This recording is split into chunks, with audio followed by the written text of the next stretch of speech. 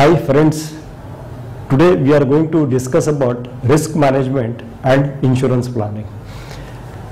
Why do we think about this risk management? Before that, we just try to understand what is the economic purpose of everyone's life. When somebody talks about economic purpose of one's life, it is nothing but to achieve his personal as well as his family goals. This is very important and this we must remember it. Now this economic purpose of one's life can be met only through the creation of wealth and accumulation of wealth, and for that income is the essence of wealth creation and accumulation. Now let's go to find it out what are the resources to create the wealth and how do we enhance the wealth. So the wealth creation resources mainly are the human capital, that is the person himself, the human being himself, that is known as human capital.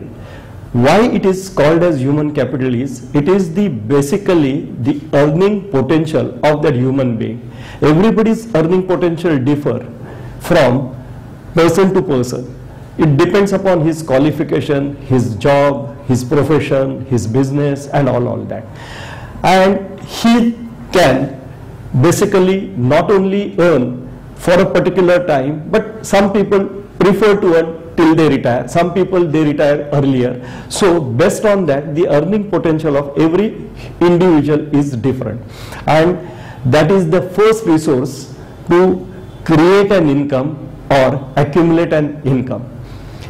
Second is all our investment assets. Now what do you mean by investment assets?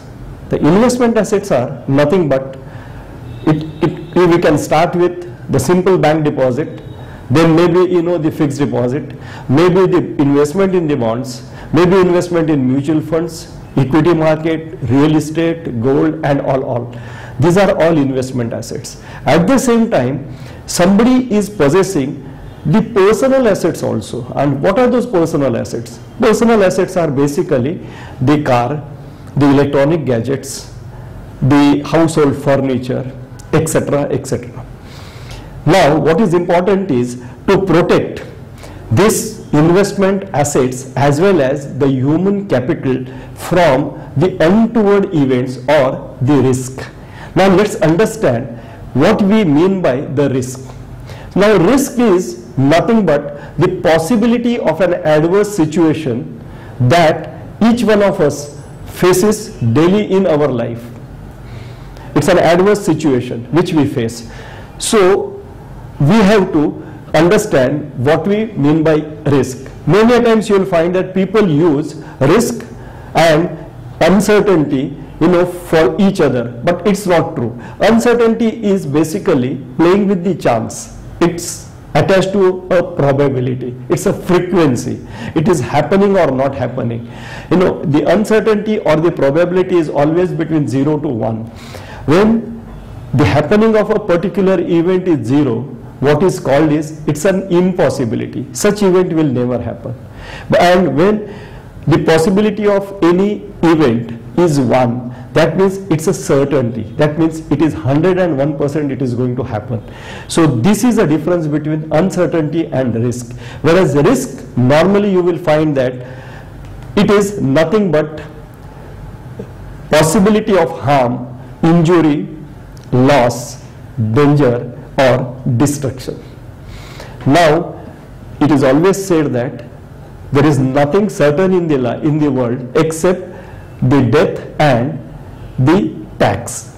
Yet the death and tax are uncertain, as nobody knows when he will die or when the tax will change. This is what is said by the Benjamin Graham or Benjamin Franklin.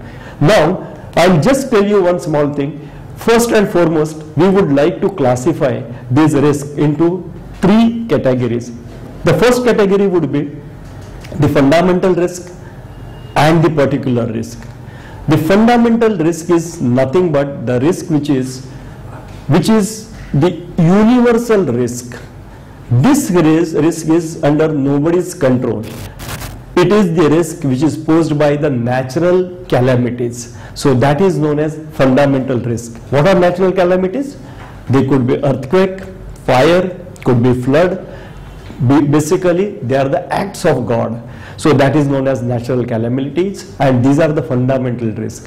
Whereas, you will find there are certain risks which are known as particular risk. Particular risk is nothing but the particular person has posed this risk, he has incurred this risk, and it is affected by a particular person. For example, if somebody does a theft, what happens is a particular person steals somebody of a particular person, and that only person is affected. So these are known as particular risk.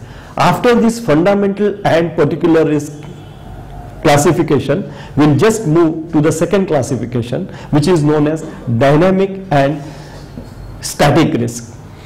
Now, what is a static risk? Let us understand first the static risk. What is static risk? Static risk is nothing but, the risk which doesn't change absolutely.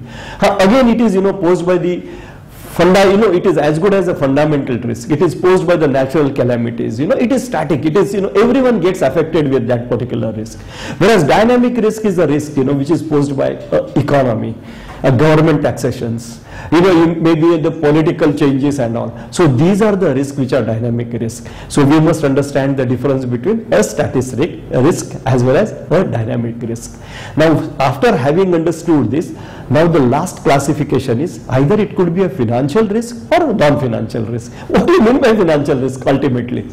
Financial risk is a risk where your finance is at stake. You lose your finance, you lose your wealth, that is a financial risk. Whereas non-financial risk is, it's just a small pain, it's just a small inconvenience, etc., etc. To give you a small example, when, we are traveling in public transport, we are sitting in a bus and some, fat person comes, sits next to us. What happens? We become little agitated, we become little inconvenient, and we face that. That's a non-financial risk. Whereas financial risk is nothing but you are losing your money. So the most important is given to the financial risk. Now, this financial risk can be again or further divided into two. One is pure risk and second is speculative risk. What do you mean by pure risk? Pure risk is nothing but the risk where there is either a loss or no loss. Please remember it. Pure risk are the risk which are either there is a loss or no loss. Whereas the speculative risk, there is either could be a loss, could be gain, or could be no loss, no gain. Three situations will arise out of speculative risk.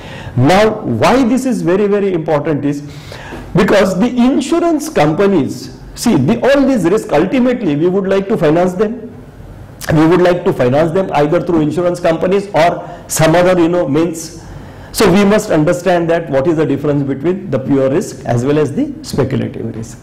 So I have made it clear to you. Now, the risk management, now having known this, what is a risk and how they are categorized and all, then we must know what is a risk management process. Now this risk management process is done in two stages. First is risk analysis and second is managing the risk. Now what do you mean by risk analysis? Risk analysis, that is, risk is analyzed in two terms. One is what is the frequency of that risk. What do you mean by frequency? The occurrence, the possibility, the probability. How many times this risk will struck to me. That is the possibility of risk. That is a frequency of risk. So this is basically a statistical measure of a particular risk. We do this, or we come to that particular frequency by analyzing a lot of past data. And from that you can understand that, okay, there is a risk of, say, I'll give you one simple example. If I say that what is the probability of one getting aces in a pack of 52 cards? Naturally it is, there are 4 aces in the 52 cards. So 4 divided by 52 will be the probability of getting the aces. So this is how the risk is measured in frequency. Secondly, in case of risk analysis, you will find that the second category or second stage is to evaluate this risk. And in evaluation in what terms? Evaluation in terms of money. If suppose that the risk occurs to me, what can be my loss? How much I am going to lose?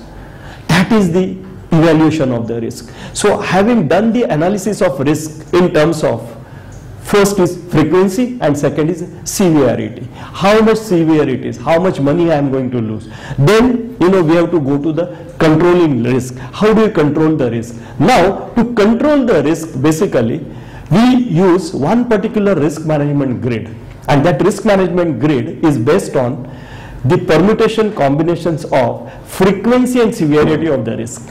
Now if I place on one side the frequency of risk, the second side I place the severity of risk, and third side what action I would like to take it to control the risk or manage the risk. Then it is like this, that if the risk is having high frequency and the risk is also having a high severity, what happens is, I give you a simple example. Every flight or every plane that takes off from the Santa Cruz airport meets with an accident. Now the frequency is high, it is almost certainty, frequency is 1, and severity is fantastic because everybody is losing their life. So high frequency and high severity. Now would you like to board such plane? Nobody would like to board such plane. So such risks are always avoided. Risk management for that is to avoid such risk. Then second comes is high frequency but the low severity. Now frequency is very high but the severity is very low.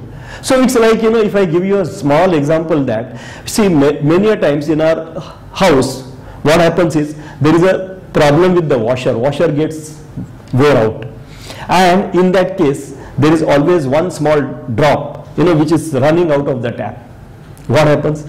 This one tap comes out of that one drop comes out that tap maybe in once in 5 minutes, but it's only one small drop, so severity is very less. But what happens if you keep a bucket beneath it? Then what will happen is, after a couple of hours you will find the water has gathered. So such risks are also to be controlled, and this risk we should always control. Treat such a risk. What we do in such cases? We change the washer. So same thing, one has to do it. Though this risk, the severity is very less, one has to control such risk. Then comes the low frequency and the low severity. Low frequency means once in a way it happens. We don't know. It's like getting your purse stolen away in the running train. What happens? Basically it's hardly once in a way, maybe hardly once in 2 years, 3 years, and you lose, knowing that we are traveling in a public transport, we don't keep much money also in our purse. So what is the severity? Maybe a couple of 100 rupees. Such risks normally are retained. Nothing is to be done for such risk. You tolerate such risk because there is the cost of managing such risk is much bigger than the cost of such risk. So hence one is not supposed to do anything for such risk. The last but not, there will be always low frequency. The last, the permutation in the grid is low frequency and high severity. Once in a way it happens. Once in a way your house catches fire, but the severity is very big. The loss is fantastic. So such risks are very, very important, and such risks are to be noted, because first time we have avoided the risk, second time we have treated the risk, third time we have retained those risks with us, and fourth time these risks are to be transferred, and these risks are to be transferred to somebody who is ready to take over the risk. So this whole grid will tell you how to manage the risk, and this is very important. This, once we know that, then we will definitely know that how to do the risk management. And believe me, the risk which can be transferred, they are normally transferred to certain contracts. Now we must know what you mean by contracts. So we will learn contracts. Then we must know whom to transfer it, because again there will be the two types of risk. One is there are physical assets in our kitty as well as financial assets in our kitty. So where to transfer, whom to transfer, who is the risk taker, and all that we will be covering it in the next session. Thank you very much. Bas